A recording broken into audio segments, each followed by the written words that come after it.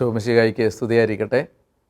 പ്രിയപ്പെട്ടവരെ, നമ്മുടെ ദിവ്യകാരുണ്യ വിമോചന യാത്രയുടെ 24-ാമത്തെ ദിവസത്തിലേക്ക് ഒത്തിരി സ്നേഹത്തോടെ നിങ്ങളെ സന്തോഷത്തോടെ ഞാൻ സ്വാഗതം ചെയ്യുന്നു. നമ്മൾ ഒരുമിച്ച് നടത്തുന്ന പ്രാർത്ഥനാ യാത്രയാണിത്. ഞാൻ ആരംഭത്തിൽ സൂചിപ്പിച്ചിരുന്നതുപോലെ ഒരുപാട് മാറ്റം നമ്മുടെ ജീവിതത്തിൽ വരുന്ന, ഒത്തിരി ദൈവകൃപകൾ പ്രാപിക്കാൻ നമുക്കിടയാവുന്ന ഒരു വലിയ നന്മയിലേക്ക് നമ്മൾ നടന്ന് പോകുന്ന ഒരവസരമായിട്ടിത് മാറും. അതുകൊണ്ട് നിങ്ങളുടെ കൂടെയുള്ളവരെ എല്ലാം പരസ്പരം പ്രോത്സാഹിപ്പിച്ച് മുന്നോട്ട് പോകാൻ നമുക്ക് കഴിയട്ടെ എന്ന് ഞാൻ പ്രാർത്ഥിക്കുന്നു. നമ്മൾ ഇന്നത്തെ നമ്മുടെ ദിവ്യകാരുണ്യ ചിന്തയ്ക്ക് വേണ്ടി എടുക്കുന്ന ഭാഗം മർക്കോസിൻ്റെ സുവിശേഷത്തിൻ്റെ 6-ാമത്തെ അധ്യായത്തിൽ 30 മുതൽ 44 വരെയുള്ള വാക്യങ്ങളിൽ യേശു അപ്പം വർദ്ധിപ്പിക്കുന്ന സംഭവമാണ്. മർക്കോസിൻ്റെ സുവിശേഷം 6-ാം അധ്യായം 30 മുതൽ 44 വരെ. അപ്പസ്തോലന്മാർ യേശുവിൻ്റെ അടുത്ത് ഒരുമിച്ച് കൂടി തങ്ങൾ ചെയ്തതും പഠിപ്പിച്ചതും അറിയിച്ചു. അനേകം ആളുകൾ അവിടെ വരികയും പോവുകയും ചെയ്തിരുന്നു. ഭക്ഷണം കഴിക്കാൻ പോലും അവർക്ക് ഒഴിവ് കിട്ടിയിരുന്നില്ല. വളരെ തിരക്കിട്ട ഒരു ജീവിതമാണ് യേശു നയിച്ചിരുന്നത്. അവൻ രാത്രിയുടെ യാമങ്ങളിൽ മലമുകളിൽ പോയി പ്രാർത്ഥിക്കുകയും പകൽ മുഴുവൻ മനുഷ്യരോടുകൂടെ ചെലവഴിക്കുകയും ചെയ്തിരുന്ന ഒരു ജീവിതക്രമമാണ് അവലംബിച്ചിരുന്നത്. യേശു തൻ്റെ ശിഷ്യന്മാരെ ഇതിന് തൊട്ട് മുൻപ് 6-ാം അധ്യായത്തിൻ്റെ ആരംഭത്തിൽ ശിഷ്യന്മാരെ അയക്കുന്നുണ്ട്. ഗ്രാമപ്രദേശങ്ങളിൽ ചുറ്റി സഞ്ചരിച്ച് പഠിപ്പിച്ചുകൊണ്ടിരുന്നപ്പോൾ 12 പേരെ അടുത്ത് വിളിച്ചവൻ അശുദ്ധാത്മാക്കളെ ബഹിഷ്കരിക്കാൻ അധികാരം കൊടുത്ത്, വചനം പ്രസംഗിക്കാൻ അധികാരം കൊടുത്ത് അവരെ പറഞ്ഞയക്കുന്നത് 6-ാം അധ്യായത്തിൻ്റെ ആരംഭത്തിലുണ്ട്. ഈ അപ്പം വർദ്ധിപ്പിക്കുന്ന സംഭവത്തിൻ്റെ തുടക്കത്തിൽ പറഞ്ഞിരിക്കുന്നത്, ഇങ്ങനെ പോയ അപ്പസ്തോലന്മാർ യേശുവിൻ്റെ അടുത്തേക്ക് തിരിച്ചു വരികയാണ്. തിരിച്ചു വന്ന് കർത്താവിൻ്റെ അടുത്ത് വരുമ്പോൾ അവർ ചെയ്ത ഒരുപാട് കാര്യങ്ങൾ അവർക്ക് യേശുവിനോട് പറയാനുണ്ട്. എന്നാൽ ജനബാഹുല്യം, ജനത്തിരക്ക് കാരണം അതിന് സാധിക്കാതെ വന്നപ്പോൾ ശിഷ്യന്മാർ അസ്വസ്ഥരാവുന്നത് കണ്ടിട്ട് ഭക്ഷണം കഴിക്കാൻ പോലും സമയം കിട്ടാത്ത ഒരു പശ്ചാത്തലത്തിൽ യേശു അവരോട് പറയുകയാണ്, നിങ്ങൾ ഒരു വിജനസ്ഥലത്തേക്ക് വരുവിൻ, നമുക്കല്പം വിശ്രമിക്കാം. ഇതാണ് നമ്മൾ എടുക്കേണ്ട ആദ്യത്തെ ഒരു ധ്യാനം. വിശ്രമം എന്ന വാക്ക് പഴയ നിയമത്തിൽ ഉൽപ്പത്തി പുസ്തകത്തിൽ നമ്മൾ കണ്ടു. നമ്മളതിനെക്കുറിച്ച് വിശദീകരിച്ചിരുന്നു. ദൈവം തരുന്ന ഒരാശ്വാസമാണ്, സമാധാനമാണ് വിശ്രമം. എല്ലാ കാര്യങ്ങളും ദൈവം ചെയ്യുന്നു. മനുഷ്യൻ ജീവിതത്തിലെ ഒരു കാര്യത്തെക്കുറിച്ചും ഭാരപ്പെടാതെ ജീവിക്കുന്നു. അതിൻ്റെ പേരാണ് വിശ്രമം. അപ്പോൾ ഈ വിശ്രമത്തിന് കർത്താവ് നിർദ്ദേശിക്കുന്ന ഒരു വഴിയാണ് നമ്മളിവിടെ കാണേണ്ടത്. നമുക്കൊരു വിജന സ്ഥലത്തേക്ക് പോവാം, ഒരു വിൽഡർനെസ്സിലേക്ക്, ഒരു ഡെസേർട്ടഡ് പ്ലേസിലേക്ക്, ഒഴിഞ്ഞ സ്ഥലത്തേക്ക് പോവാം. നമുക്ക് ദൈവം തരുന്ന വിശ്രമം അനുഭവിക്കാൻ കഴിയണമെങ്കിൽ നമ്മൾ കർത്താവുമായിട്ട് യോജിച്ചിരിക്കാൻ പറ്റുന്ന, മറ്റ് ബഹുസ്വരതകൾ നമ്മളെ ശല്യപ്പെടുത്താത്ത, മറ്റ് ഡിസ്ട്രാക്ഷൻസ് നമുക്ക് നമ്മുടെ ജീവിതത്തിൻ്റെ ഏകാഗ്രത കളഞ്ഞ് വ്യഗ്രതകളിലേക്ക് നമ്മളെ നയിക്കുന്ന കാര്യങ്ങളിൽ നിന്ന് നമ്മൾ മാറി നിൽക്കണം. അതുകൊണ്ടാണ് ഈശോ മലമുകളിലേക്ക് മാറിയിരുന്ന് പ്രാർത്ഥിക്കുന്നു, വിജനപ്രദേശത്തേക്ക് മാറിയിരുന്ന് പ്രാർത്ഥിക്കുന്നു. ഇവിടെ ശിഷ്യന്മാരെ യേശു വിളിക്കുകയാണ്, നമുക്കൊരു വിജന സ്ഥലത്തേക്ക് പോവാം. നിങ്ങൾ ഒരു ആത്മീയ അനുഭവം ആഗ്രഹിക്കുന്നുണ്ടെങ്കിൽ എപ്പോഴും നമ്മൾ കർത്താവിനോട് ഏകാഗ്രമായി ബന്ധപ്പെടാൻ സാധിക്കുന്ന ഒഴിഞ്ഞ ഇടങ്ങളിലേക്ക് മാറണം. നമുക്കങ്ങനെ ദൈവത്തോട് ഐക്യപ്പെടാൻ നമ്മളെ സഹായിക്കുന്ന 1 മണിക്കൂർ സമയമാണ് പരിശുദ്ധ കുർബാന അർപ്പിക്കുന്ന സമയം. നമുക്ക് ആ സമയത്ത് മൊബൈൽ ഫോൺ, മറ്റ് ജോലിയുടെ കാര്യങ്ങൾ, വീട്ടിലെ കാര്യങ്ങൾ, മറ്റ് യാതൊരു വ്യഗ്രതകളും നമ്മളെ അലട്ടാതെ ഏകാഗ്രമായി നമുക്ക് ദൈവത്തെ ആരാധിക്കാൻ പറ്റുന്ന ഒരു സമയമാണ്. നമ്മൾ ദേവാലയത്തിൽ എല്ലാ ദിവസവും പോയി കുർബാന അർപ്പിക്കാൻ ശ്രമിച്ചാൽ ആ 1 മണിക്കൂർ സമയം നമുക്ക് കർത്താവിനോട് ചേർന്നിരിക്കാൻ, ഇനി ദേവാലയത്തിലേക്ക് പോകുമ്പോഴും വരുമ്പോഴും കൂടി നമ്മൾ പ്രാർത്ഥനയിലായിരുന്നാൽ ആ ഒരു സമയം നമ്മുടെ ലൈഫിലെ ഏറ്റവും ഇമ്പോർട്ടൻ്റ് ആയ ഒരു സമയമായിട്ട് മാറും. അങ്ങനെ ഒരു വഞ്ചിയിൽ കയറി അവർ കടലിനക്കരെ മറുകരയിലേക്ക് പോവുകയാണ്. മനുഷ്യർ യേശുവിനെ കാണുകയും തിരിച്ചറിയുകയും ചെയ്യുന്നു. അതുകൊണ്ട് ഇവർ പോകുന്നത് കാണുമ്പോൾ എല്ലാ പട്ടണങ്ങളിൽ നിന്നും ജനങ്ങൾ കരയിലൂടെ ഓടി. നമ്മൾ മനസ്സിലാക്കേണ്ടത്, ഇത് ഗലീലി കടൽ എന്ന് പറഞ്ഞാലും ഇത് യഥാർത്ഥത്തിൽ ഒരു തടാകമാണ്. ഇത് ഒരു ലേക്കാണ്. അപ്പോൾ അതുകൊണ്ട് ആളുകൾ ഈ തടാകത്തിൻ്റെ, ഈ ഗലീലി തടാകത്തിൻ്റെ കരയിലൂടത്തെ ഒരു വഞ്ചിയിൽ യേശു എത്തുന്നതിന് മുമ്പേ, ഇവിടെ കാറ്റ് പ്രതികൂലം ആയിരുന്നത് കൊണ്ട് അവർ വളരെ പതുക്കെയാണ് അക്കരെ എത്തുന്നത്. എന്നാൽ ആളുകൾ നേരത്തെ ഓടി അക്കരെ എത്തി ഇവരെ കാത്തിരിക്കുകയാണ്. അവൻ കരയ്ക്കിറങ്ങിയപ്പോൾ വലിയ ജനക്കൂട്ടത്തെ കണ്ടു. അവരിടയനില്ലാത്ത ആട്ടിൻപറ്റം പോലെ ആയിരുന്നു. അവൻ അവരെ പല കാര്യങ്ങളും പഠിപ്പിക്കാൻ തുടങ്ങി. നമ്മൾ പരിശുദ്ധ കുർബാനയ്ക്ക് പോകുമ്പോൾ കർത്താവ് നമുക്ക് ഈശോയുടെ ശരീരരക്തങ്ങൾ മാത്രമല്ല തരുന്നത്, മറിച്ച് ഈശോ നമ്മളോട് അവിടെ സംസാരിക്കുന്നുണ്ട്. ഞാൻ പറയാൻ പോകുന്ന കാര്യം നിങ്ങൾ ലളിതമായ ഒരു കാര്യമാണെങ്കിലും നിങ്ങളത് വളരെ ശ്രദ്ധയോടെ സ്വീകരിച്ചാൽ നിങ്ങൾക്ക് ജീവിതത്തിൽ വലിയൊരു അനുഗ്രഹമായിരിക്കും അത്. അതായത് ഓരോ കുർബാനയിലും നമുക്ക് 2 ശുശ്രൂഷകളുണ്ട്. ഒന്ന് വചനം മുറിക്കുന്ന ശുശ്രൂഷ, 2 അപ്പം മുറിക്കുന്ന ശുശ്രൂഷ. വചനം മുറിച്ചിട്ടാണ് അപ്പം മുറിക്കുന്നത്.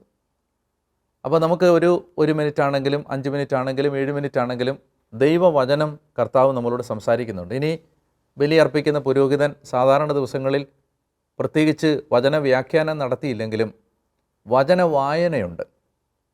അപ്പോൾ ഏറ്റവും മിനിമം നമുക്ക് ഒരു 2 റീഡിംഗ് എങ്കിലും ഏത് സാധാരണ ദിവസത്തെ കുർബാനയിലും കാണും. അപ്പോൾ ദൈവവചനത്തിൽ നിന്ന് ഒരു 5 or 10 വാക്യങ്ങൾ നമ്മൾ എല്ലാ ദിവസവും ദിവ്യകാരുണ്യത്തിൽ പങ്കെടുക്കുമ്പോൾ കേൾക്കുന്നുണ്ട്. അപ്പോൾ അവിടെ പുരോഹിതൻ ബൈബിൾ വായിക്കുമ്പോൾ നമ്മുടെ മനസ്സിൽ നമ്മൾ കൊണ്ടുവരേണ്ട ഒരു ചിന്തയാണ് ഞാൻ പറയാൻ പോകുന്നത്. ഞാൻ ഉൾപ്പെട്ടിരിക്കുന്ന ആരാധനാ രീതി അനുസരിച്ച് ഞങ്ങൾ മനസ്സിലാക്കിയിരിക്കുന്നത്, കർത്താവ് തന്നെയാണ് സുവിശേഷം വായിക്കുന്നത്. പുരോഹിതൻ കർത്താവിൻ്റെ സ്ഥാനത്ത് നിന്ന് വായിക്കുന്നതേ ഉള്ളൂ. യഥാർത്ഥത്തിൽ തൻ്റെ ജനത്തോട് യേശു സംസാരിക്കുന്ന സമയമാണ് വിശുദ്ധ കുർബാനയിലെ വചന വായനയുടെ സമയം. അപ്പോൾ ആ സമയത്ത് നമ്മൾ അച്ഛൻ ബൈബിൾ വായിക്കുന്നു എന്ന രീതിയിലല്ല പള്ളിയിൽ നിൽക്കേണ്ടത്, മറിച്ച് നമ്മൾ ഈശോ എന്നോട് ഇപ്പോൾ നേരിട്ട് സംസാരിക്കുകയാണ്. അത് അപ്പസ്തോലന്മാരുടെ ലേഖനങ്ങളിൽ നിന്ന് വായിക്കുകയാണെങ്കിലും സങ്കീർത്തനം നമ്മൾ ചൊല്ലുകയാണെങ്കിലും നമുക്ക് ഏത് റീഡിംഗ് ആണെങ്കിലും, സെക്കൻഡ് റീഡിംഗ് ആണെങ്കിലും അതുപോലെ തന്നെ ഗോസ്പൽ റീഡിംഗ് ആണെങ്കിലും എന്താണെങ്കിലും നമ്മൾ ആ സമയത്ത് കാത് തുറന്ന് കർത്താവ് സംസാരിക്കുന്നത് കേൾക്കാൻ ശ്രദ്ധയോടെ നിന്നാൽ, അതങ്ങനെ നിൽക്കണമെന്നുള്ള ആഹ്വാനമൊക്കെ ശുശ്രൂഷകർ പറയുന്നതുമൊക്കെ കുർബാനകളിൽ കാണാൻ പറ്റും. അങ്ങനെ ശ്രദ്ധയോടെ നമ്മൾ നിന്നാൽ നമുക്ക് ആ ദിവസത്തിന് വേണ്ട ഭക്ഷണം, ആത്മീയ ഭക്ഷണം ആ വചനത്തിലൂടെ യേശു നമുക്ക് തരും. നമുക്ക് സാധാരണ പല ആളുകൾക്കും സംഭവിക്കുന്നത്, ഒന്ന് ആളുകൾ വായിക്കുന്നത് ശ്രദ്ധിക്കാറില്ല, 2 അപ്പം ശ്രദ്ധിച്ചാൽ തന്നെ പിന്നെ അത് അവർ ഓർക്കാറില്ല. ജീവിതത്തിൽ എന്നും ഒരു നിർബന്ധം ഉണ്ടാക്കേണ്ടത്, ഉച്ചയ്ക്ക് ഭക്ഷണം കഴിക്കുന്നതിന് മുമ്പ് രാവിലെ നമ്മൾ കുർബാനയിൽ പങ്കെടുത്തവരാണെങ്കിൽ ഒന്ന് ഓർത്ത് നോക്കണം, ഇന്നെന്താണ് വചനത്തിലൂടെ ദൈവം സംസാരിച്ചത്. 4 മണിക്ക് ചായ കുടിക്കുമ്പോൾ അല്ലെങ്കിൽ രാത്രി അത്താഴം കഴിക്കുന്നതിന് മുമ്പ്, ഉറങ്ങുന്നതിന് മുമ്പൊക്കെ ഒരു 2-3 തവണ അതൊന്ന് ഓർത്താൽ നമുക്ക് അന്നത്തെ ദിവസം വേണ്ട ആത്മീയ ഭക്ഷണമായിട്ട് അത് മാറും. അപ്പോൾ ഇങ്ങനെ കർത്താവ് അപ്പം വർദ്ധിപ്പിക്കുന്നതിന് മുമ്പ് യേശു അവരെ പഠിപ്പിക്കാൻ തുടങ്ങി. ഇതെല്ലാം കുർബാനയിൽ നടക്കുന്നൊരു കാര്യമാണ്. നമ്മൾ ഗൗരവമായിട്ട് എടുക്കാത്തത് കൊണ്ടാണ് അതിൻ്റെ ഒരു ആഴം നമുക്ക് പലപ്പോഴും മനസ്സിലാവാത്തത്. നേരം വൈകിയപ്പോൾ ശിഷ്യന്മാർ അവൻ്റെ അടുത്ത് വന്ന് പറഞ്ഞു, ഇതൊരു വിജനപ്രദേശമാണ്, സമയം വൈകിയിരിക്കുന്നു. ചുറ്റുമുള്ള നാട്ടിൻപുറങ്ങളിലും ഗ്രാമങ്ങളിലും ചെന്ന് എന്തെങ്കിലും വാങ്ങി ഭക്ഷിക്കാൻ അവരെ പറഞ്ഞയക്കുക. അവൻ പ്രതിവചിച്ചു, നിങ്ങൾ തന്നെ അവർക്ക് ഭക്ഷിക്കാൻ കൊടുക്കുവിൻ. അതായത് കർത്താവ് അപ്പസ്തോലന്മാരോട് പറയുകയാണ്, ഞാനിപ്പോൾ ഇവിടെ നിർവഹിക്കാൻ പോകുന്നത് വരുംകാലങ്ങളിൽ നിങ്ങൾ ജനത്തിന് ചെയ്തു കൊടുക്കേണ്ട ഒരു ഉത്തരവാദിത്വം നിങ്ങളെ ഓർമ്മിപ്പിക്കുന്ന ഒരു കാര്യമാണ്.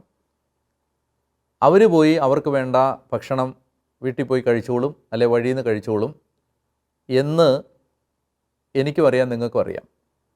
എന്നാൽ ഞാൻ നിങ്ങളോട് പറയുന്നത്, നിങ്ങൾ അവർക്ക് കൊടുക്കേണ്ട ഒരു ഭക്ഷണമുണ്ട്. ദിവ്യകാരുണ്യം ജനത്തിന് കൊടുക്കുക എന്നത് സഭയുടെ ഉത്തരവാദിത്വമായിട്ട് യേശു ഏൽപ്പിച്ചതാണ്.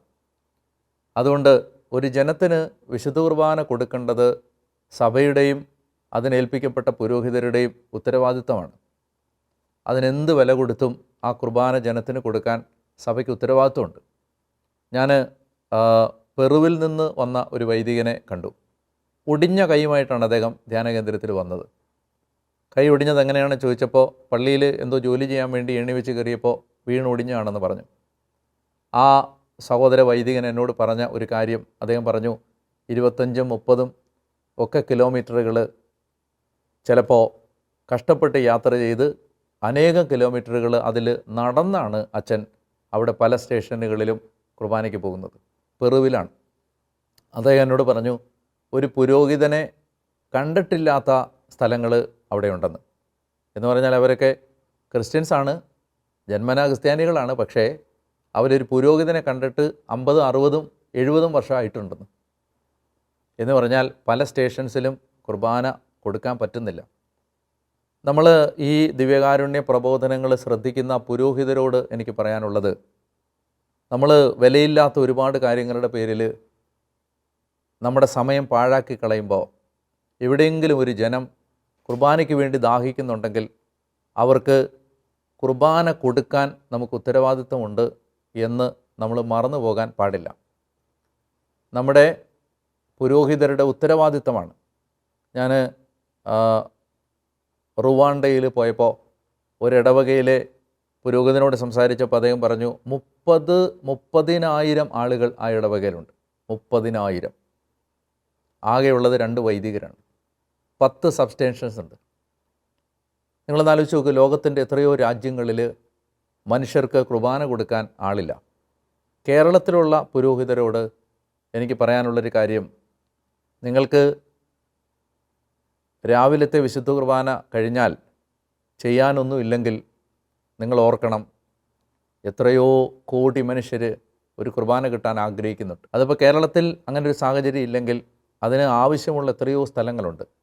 മിഷണറിമാരായിട്ട് പോകാൻ പുരോഹിതർ കേരളത്തിൽ നിന്ന് അനേകം പേര് കർത്താവിനാൽ അഭിഷേകം ചെയ്യപ്പെടണം എന്ന ഒരാഗ്രഹം നമുക്ക് ഈ ദിവ്യകാരുണ്യ ശുശ്രൂഷയിൽ ഒരു നിയോഗമായിട്ട് ചേർത്ത് വെക്കാം. ലോകത്തിൻ്റെ നാനാ രാജ്യങ്ങളിൽ കുർബാന അർപ്പിക്കാൻ, കുർബാനയ്ക്ക് വരാൻ മനുഷ്യന് ആഗ്രഹമുണ്ട്, പക്ഷേ ബലിയർപ്പിക്കാൻ ഒരു പുരോഹിതനില്ല. ദൈവവിളികൾ ഉണ്ടാവാൻ പ്രാർത്ഥിക്കാനും. അപ്പോൾ ഇത് ശിഷ്യന്മാരെ ഏൽപ്പിക്കുകയാണ്. നിങ്ങൾ അവർക്ക് ഭക്ഷണം കൊടുക്കണം, നിങ്ങളുടെ ഉത്തരവാദിത്വമാണ് അത്. ജനത്തിന് സ്വയം കുർബാന അർപ്പിക്കാൻ പറ്റില്ല. അതുകൊണ്ട് അതിന് ഉത്തരവാദിത്വം കിട്ടിയവരുടെ ഉത്തരവാദിത്വത്തെ ഓർമ്മിപ്പിക്കുന്ന വാക്യമാണത്, നിങ്ങൾ അവർക്ക് ഭക്ഷണം കൊടുക്കുവിൻ. അപ്പോൾ അവർ പറഞ്ഞു, ഞങ്ങൾ ചെന്ന് 200 ദിനാറയ്ക്ക് അപ്പം വാങ്ങിക്കൊണ്ടുവന്നവർക്ക് ഭക്ഷിക്കാൻ കൊടുക്കട്ടെയോ? അവൻ ചോദിച്ചു, നിങ്ങളുടെ കൈവശം എത്ര അപ്പമുണ്ട്? ചെന്ന് നോക്കുവിൻ. അവർ ചെന്ന് നോക്കിയിട്ട് പറഞ്ഞു, 5 അപ്പവും 2 മീനും. നമ്മളെപ്പോഴും ഓർക്കേണ്ടത്, വിശുദ്ധ കുർബാനയ്ക്ക് നമ്മൾ പോകുമ്പോൾ നമ്മൾ അർപ്പിക്കാൻ നമ്മുടെ കയ്യിൽ എന്തുണ്ട് എന്ന് നമ്മൾ എപ്പോഴും ഓർക്കണം. ഞാൻ മുൻപ് ഒരു എപ്പിസോഡിൽ ഇത് പറഞ്ഞിരുന്നു. പോകുന്നതിന് മുമ്പ് തന്നെ ഒരു പേപ്പറിനകത്ത് എഴുതിക്കൊണ്ട് പോകണം, എന്താണ് ഇന്ന് ഞാൻ അർപ്പിക്കാൻ പോകുന്നത്, ഇന്ന് എനിക്ക് അർപ്പിക്കാനുള്ളത് എന്താണ്. 1000കണക്കിന് കാര്യങ്ങൾ ഒരു കുർബാനയിൽ അർപ്പിക്കാൻ പറ്റും. പുൽത്തകിടിയിൽ കൂട്ടം കൂട്ടമായി ഇരിക്കാൻ അവൻ ജനങ്ങൾക്ക് നിർദ്ദേശം നൽകി. 150 വീതമുള്ള കൂട്ടങ്ങളായി അവർ ഇരുന്നു. അവൻ 5 അപ്പവും 2 മീനും എടുത്ത് സ്വർഗത്തിലേക്ക് നോക്കി കൃതജ്ഞതാസ്തോത്രം, അതാണ് വിശുദ്ധ കുർബാന യുക്കരിസ്റ്റ് എന്ന് പറഞ്ഞാൽ കൃതജ്ഞതാ ബലി എന്നാണ്. കൃതജ്ഞതാസ്തോത്രം ചെയ്ത് അപ്പം മുറിച്ചതിന് ശേഷം ജനങ്ങൾക്ക് വിളമ്പാൻ ശിഷ്യന്മാരെ ഏൽപ്പിച്ചു. അവരെല്ലാവരും ഭക്ഷിച്ച് തൃപ്തരായി. ബാക്കി വന്ന അപ്പക്കഷണങ്ങളും മീനും 12 കുട്ട നിറയെ അവർ ശേഖരിച്ചു. 12 പേരും 12 കുട്ടയിൽ മിച്ചം വന്ന അപ്പക്കഷണങ്ങൾ ശേഖരിച്ചു. അപ്പം ഭക്ഷിച്ചവർ 5000 പുരുഷന്മാർ ഉണ്ടായിരുന്നു. പ്രിയപ്പെട്ടവരെ, ഈ ഭാഗം നമ്മൾ ഇന്ന് വായിക്കുമ്പോൾ കർത്താവ് നമുക്ക് പരിശുദ്ധ കുർബാനയുമായി ബന്ധപ്പെട്ട് തരുന്ന ഏറ്റവും പ്രധാനപ്പെട്ട ചില സൂചനകൾ ഞാൻ പങ്കുവച്ചിരുന്നു. നമുക്ക് വിശ്രമം ലഭിക്കുന്ന വിജനപ്രദേശമാണ് നമ്മുടെ ദേവാലയങ്ങൾ. അവിടെ വെച്ച് കർത്താവ് നമ്മളോട് നേരിട്ട് സംസാരിക്കുന്നതാണ് പരിശുദ്ധ കുർബാനയിലെ വചന ശുശ്രൂഷ. അവിടെ വിശുദ്ധ കുർബാന ജനത്തിന് കൊടുക്കേണ്ടത് സഭയുടെ ഉത്തരവാദിത്തമാണ്. 4-മതായി നമുക്ക് കാഴ്ചവെക്കാൻ നമ്മുടെ കയ്യിലുള്ളതാണ് നമ്മളെടുത്ത് സമർപ്പിക്കേണ്ടത്. പുരോഹിതൻ അർപ്പിക്കുന്ന ആരുടെയോ ഒരു ബലിയല്ല ഇത്. എൻ്റെ ബലിയായി മാറണമെങ്കിൽ എൻ്റെ കയ്യിലുള്ളത് ഞാനെടുത്ത് സമർപ്പിക്കണം. അത് നമ്മുടെ കണ്ണുനീര്, വേദന, ഭാരം, എന്താണ് കുർബാനയിൽ അർപ്പിക്കാനുള്ളത് എന്നതിനെക്കുറിച്ച് കൃത്യമായ ചില ധാരണകൾ രൂപപ്പെടുത്തിയിട്ടേ നമ്മൾ ബലിയർപ്പിക്കാനായി പോകാവൂ. അവിടെ എന്ത് സംഭവിക്കും? അവിടെ നമ്മുടെ കയ്യിൽ വളരെ പരിമിതമായ കാര്യങ്ങളെ ഉള്ളെങ്കിലും അതിനെ സമ്പന്നമാക്കാൻ ദൈവത്തിന് എണ്ണത്തിൻ്റെ മേൽ അധികാരമുണ്ട്. 5-നെ 5000 യേശുവിന് പറ്റും. നമ്മുടെ ഇല്ലായ്മകളെ സമൃദ്ധിയാക്കി മാറ്റാൻ യേശുവിന് പറ്റും. നമ്മുടെ ശൂന്യതാബോധത്തെ നിറയ്ക്കാൻ യേശുവിന് പറ്റും. നമ്മുടെ കഷ്ടപ്പാടുകളിലേക്ക് അവൻ നടന്ന് വരും. നമ്മുടെ രോഗങ്ങളെ അവൻ ഏറ്റെടുക്കും, നമ്മുടെ ഭാരങ്ങൾ അവൻ വഹിക്കും. അതുകൊണ്ട് കുർബാനയിലേക്ക് ചേർത്ത് വെക്കാൻ നമുക്ക് നമ്മുടെ ജീവിതം മാത്രമേ ഉള്ളൂ. അത് നമ്മളെടുത്ത് സമർപ്പിക്കുന്ന കാര്യവും മറന്ന് പോകരുത്. ഈ ചിന്തകളോടുകൂടി ഇന്ന് നമ്മൾ അഭ്യസിക്കേണ്ട പുണ്യം എന്താണ്? ഒരു സഹായത്തിൻ്റെ കരം ആരും നീട്ടാൻ എന്ന് നമുക്ക് കഴിയട്ടെ. അതായത് ഒരു ഹെൽപ്പിംഗ് ഹാൻഡ്. അത് ചിലപ്പോൾ റോഡ് മുറിച്ച് കിടക്കാൻ പാടുപെടുന്ന ഒരു പ്രായമുള്ള മനുഷ്യനെ കൈപിടിച്ച് അപ്പുറത്തെത്തിക്കുന്നതാവാം, ഒരാൾക്കൊരു ലിഫ്റ്റ് കൊടുക്കുന്നതാവാം, അല്ലെങ്കിൽ ഒരു എക്സ്ട്രാ പൊതി കെട്ടിക്കൊണ്ടുപോയി ഉച്ചയ്ക്ക് ഭക്ഷണം കഴിക്കാത്ത ഒരാൾക്ക് ഭക്ഷണം കൊടുക്കുന്നതാവാം, അല്ലെങ്കിൽ ആർക്കെങ്കിലും ഒരാൾക്ക് ഒരു ദിവസം ഞാൻ ആലോചിക്കാറുണ്ട്, ഹോട്ടലിൽ നമ്മൾ പോയി ഭക്ഷണം കഴിച്ചാൽ ഒരു ദിവസം ഒരു ഹോട്ടൽ ഭക്ഷണത്തിന് ചിലവാകുന്നുണ്ടെങ്കിൽ ചിലപ്പോൾ ഒരാഴ്ച ഒരു പാവപ്പെട്ട കുടുംബത്തിന് മീനും കൂട്ടി ചോറുണ്ണാൻ പറ്റും. അപ്പോൾ എത്രയോ പണമാണ് സത്യത്തിൽ പാഴായി പോകുന്നത്, പാഴാക്കി കളയുന്നത്. അപ്പോൾ നമുക്ക് ഇന്ന് ചിലപ്പോൾ ചില കാര്യങ്ങളൊന്ന് മാറ്റി വെച്ചിട്ട്, കൂട്ടുകാരോ വീട്ടുകാരോ എല്ലാവരും കൂടെ ചേർന്ന് പുറത്തോട്ട് പോകുന്നൊരു കാര്യമൊന്ന് മാറ്റി വെച്ചിട്ട് ആ പൈസ ഏതെങ്കിലും ഒരു പാവപ്പെട്ട കുടുംബത്തിന് ഒരു 3-4 ദിവസം നന്നായിട്ട് ഭക്ഷണം കഴിക്കാനുള്ള പൈസ ഉണ്ടാവും. അങ്ങനെ എന്തെങ്കിലും ഒരു കാര്യം, ഒരു ഹെൽപ്പിംഗ് ഹാൻഡ് നമുക്ക് ഇന്ന് കൊടുക്കാൻ കഴിയട്ടെ.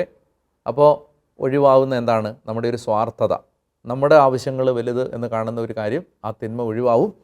നമുക്ക് അതൊരു ടാസ്കും അത് തന്നെ നമുക്ക് ഇന്ന് ചെയ്യാനുള്ള ഒരു കർമ്മമായിട്ട് അത് തന്നെ എടുക്കാം. അങ്ങനെ ഒരാളെ ചിലപ്പോൾ ഒന്നിലധികം പേരെ നമുക്ക് കണ്ടെത്താൻ പറ്റിയേക്കും. ഒന്ന് ഗൗരവമായിട്ടെടുത്ത് ചെയ്യുക.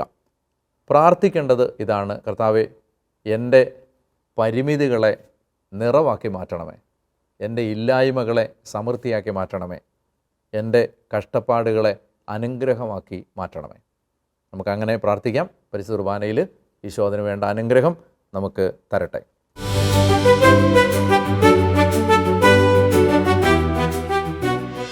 പരിശുദ്ധ പരമദിവ്യകാരുണ്യ ഈശോയ്ക്ക് എന്നേരവും ആരാധനയും സ്തുതിയും പുകഴ്ചയും ഉണ്ടായിരിക്കട്ടെ.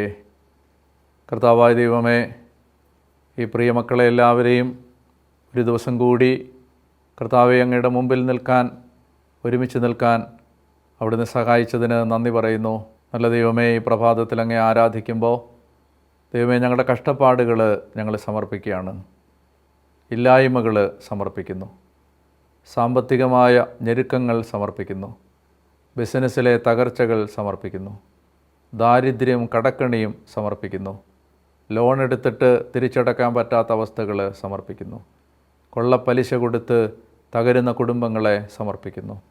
കർത്താവേ, ആജീവനാന്ത അധ്വാനിച്ചാലും വീട്ടിൽ തീർക്കാനാവാത്ത കടഭാരത്തിൽ നട്ടം തിരിയുന്ന കുടുംബങ്ങളെ സമർപ്പിക്കുന്നു, തകരുന്ന സംരംഭങ്ങളെ സമർപ്പിക്കുന്നു. എത്ര അധ്വാനിച്ചാലും സാമ്പത്തിക പുരോഗതിയില്ലാതെ വലയുന്ന, എപ്പോഴും കൈനീട്ടേണ്ടി വരുന്ന, കടം വാങ്ങേണ്ടി വരുന്ന കുടുംബങ്ങളെ സമർപ്പിക്കുന്നു. കർത്താവേ, 5 അപ്പത്തെ 5000 മാറ്റി അവിടുന്ന് ഈ ശുശ്രൂഷയെ പങ്കെടുക്കുന്ന എല്ലാ മക്കളുടെയും സാമ്പത്തിക മേഖലയെ അനുഗ്രഹിച്ച് ദാരിദ്ര്യം മാറ്റി വഴികൾ തുറന്ന് അനുഗ്രഹിക്കണം എന്ന് പ്രാർത്ഥിക്കുന്നു. കർത്താവേ, സമൃദ്ധിയുടെ ഒരു കാലം അവിടുന്ന് ഞങ്ങൾക്ക് തരണം, യേശുവിൻ്റെ നാമത്തിൽ. ഈശോയുടെ ആശീർവാദം സ്വീകരിക്കുമ്പോൾ നമ്മുടെ സാമ്പത്തിക മേഖല, അധ്വാനത്തിൻ്റെ മേഖല അനുഗ്രഹിക്കപ്പെടാൻ നമുക്ക് നമ്മളെ തന്നെ സമർപ്പിക്കാം.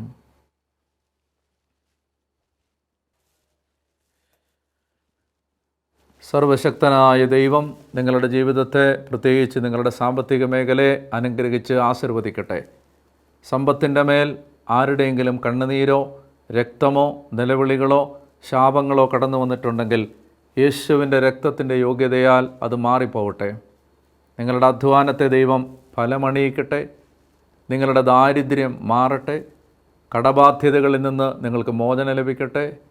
കാക്കയെക്കൊണ്ട് അപ്പം കൊടുത്ത് പ്രവാചകനെ സംരക്ഷിച്ച ദൈവം നിങ്ങളറിയാത്ത വഴികൾ തുറന്ന് നിങ്ങളുടെ ജീവിതത്തിൻ്റെ ഞെരുക്കങ്ങളിൽ ഇടപെടട്ടെ. കർത്താവ് നിങ്ങൾക്ക് 4 ദിക്കുകളിൽ നിന്നും സഹായം എത്തിച്ചു തരട്ടെ. ബാബിലോണിൽ ദാനിയേലിന് ഹബക്കുക്കിലൂടെ അപ്പം കൊടുത്ത കർത്താവ് അത്ഭുതകരമായ വഴികൾ തുറന്ന് നിങ്ങളുടെ സാമ്പത്തിക മേഖലയെ അനുഗ്രഹിക്കട്ടെ, ഇപ്പോഴും എപ്പോഴും എന്നേക്കും. ആമേൻ. പരിശുദ്ധ പരമദിവ്യകാരുണ്യ ഈശോയ്ക്ക് എന്നേരവും ആരാധനയും സ്തുതിയും പുകഴ്ചയും ഉണ്ടായിരിക്കട്ടെ.